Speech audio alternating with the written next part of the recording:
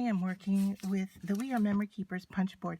I know that this is not a new product, and it's been out for a while. I happened to pick mine up at Tuesday morning at a discounted price, and I just wanted to give it a try. And I bought a notepad at the dollar store, and I liked the cover, but I didn't like the paper that came in it because it's lined, and when you go to write on it, it's really hard to see.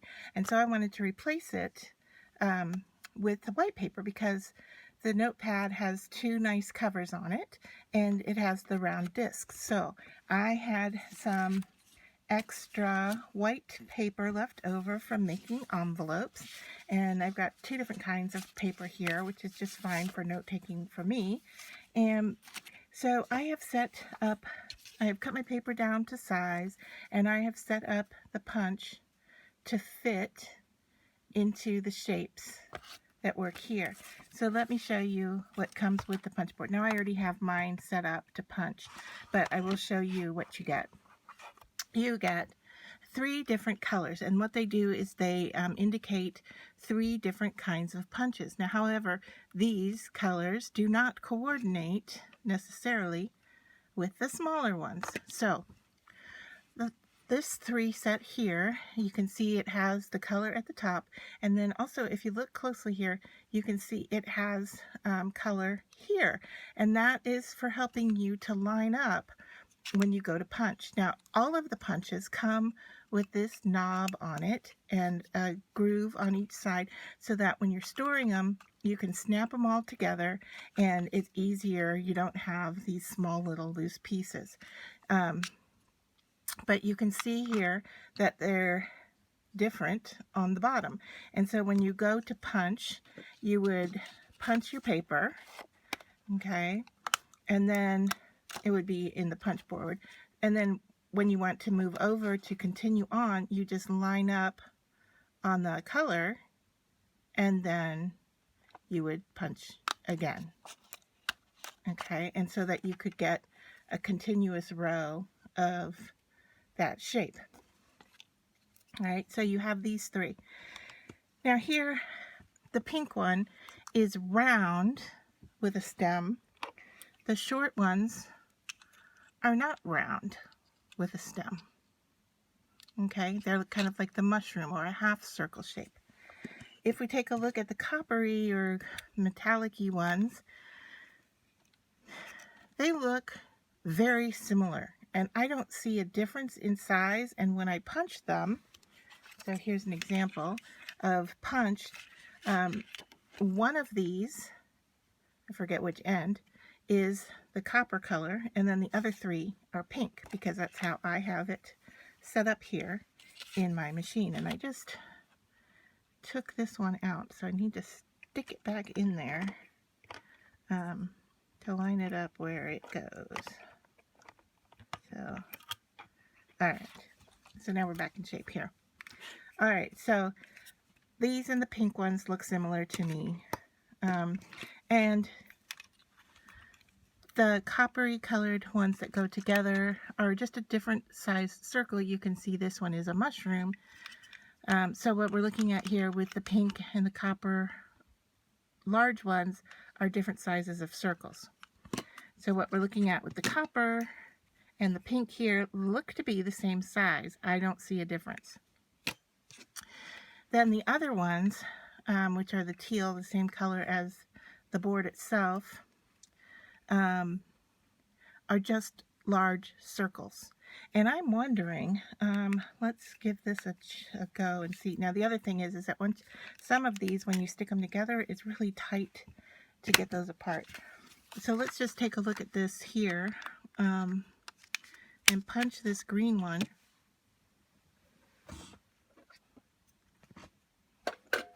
And I'm reaching for a hole punch, and I'm going to punch just a standard hole punch next to it. They look to be pretty similar in size. I would say my hole punch is just a bit smaller than the one from the We Are Memory Keepers. All right, so I have everything set up here in the board to punch my paper for my notepad. But let me point out a few things to you. So where I showed you that the notch lines up with the others so that they all stick together, underneath there is just a little groove here, a little piece sticking out, and the same down here on the bottom. And I don't know if you can even see this one. It's right there. Okay, and those line up with the teeth on the board so that they don't wiggle back and forth. So you kind of have to get it right in that groove and don't get it at an angle in the back. You want to be careful. You can see you don't want the punch at an angle. You want it straight on so that it doesn't punch wrong. And then basically what this mechanism does is, you can see as I go to close this, now I would have it sitting on my desktop. When I go to close it, you can see here that this ridge right along here is what goes into those buttons and push those down. Okay, and then the punches are spring-loaded so they pop back up. All right, the paper fits in the slots here and you punch. It doesn't look like, from the side of these, if we look here, it doesn't look like you can get too many sheets of paper in there. I think you're supposed to do just one at a time, and if your paper is a lot thicker than writing paper, I would definitely just punch one at a time. The other thing that this does is it has a catch on the bottom here, and if you open this up and pull down on it, maybe easier said than done. I just got rid of, okay, I have to work on my lining up again. So the bottom comes off, and that's where it's supposed to catch all these little punched pieces so that you can easily empty out the punches. It looks like they're sticking in the piece instead of being caught. And so there's teeth along this, 3 little teeth that fit into that groove and snap back into place. All right, so lifting that up, I have to line these back up again. So how I did this is I took my paper, I folded it in half to find the center. I lined this up on the center line here. All right, and then I just put my punches in place. I didn't measure anything. I didn't, try to figure anything out. I just used what was already in the book to punch what I needed.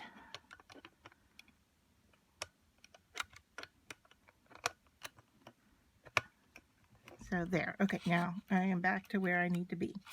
All right, the other thing I figured out is that if I line those up there and take it in consideration the curved line here where I want to line my paper up, I decided it was at the number 12. So I'm just going to take, I've got 2 sheets of paper here. They're lightweight. I'm going to feed them into the punches. You can see that's just a little bit squirrely. And I'm going to line up at the 12.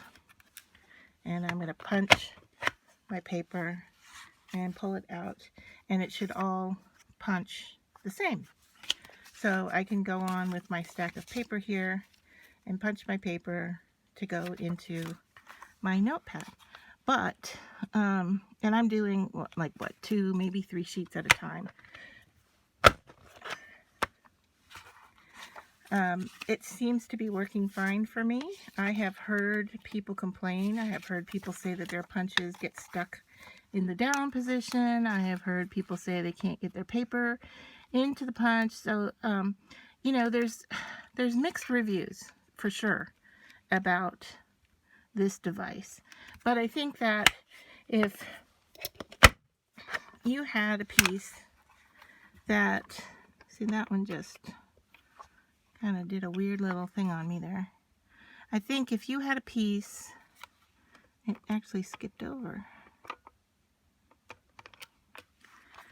If you had a piece that you wanted to add just a few pages into your notebook, I could definitely see this working for you. If you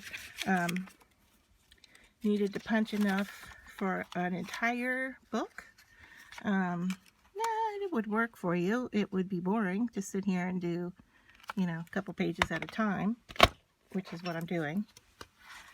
but it works. So once I get this together with the booklet that I have upstairs, I will come back and show you how they fit in place and how it works after I get all these punched. So I understand the mixed reviews. I can see where people are coming from. I bought it at a discounted price at Tuesday morning, and so overall I'm happy with my purchase. I will not be using it all the time, but I can see you know, certain things come up that I'm going to want to punch for planners, for journaling, for adding to a booklet. I can see this working for that purpose.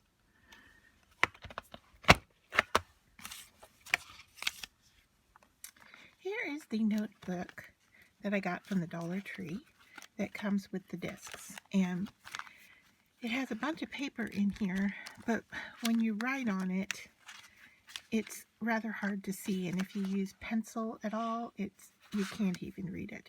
So what I'm going to do is take out a bunch of these green pages and place in the white pages that I just cut and punched. So to do that, you just take a few at a time, center them, line them up on the discs, and just push them into place. And they fit into the center. And that's all you need to do to get your pages in. And I have these in upside down. So let me try this again. Here we go. It's a lot easier. Okay. Here we go. So there. And then if you have a few more like I do, make sure I have them going the right way this time. You just place them onto the disc. And I have them upside down again. Okay, there we go. Much better. And then your book closes with those pages in there.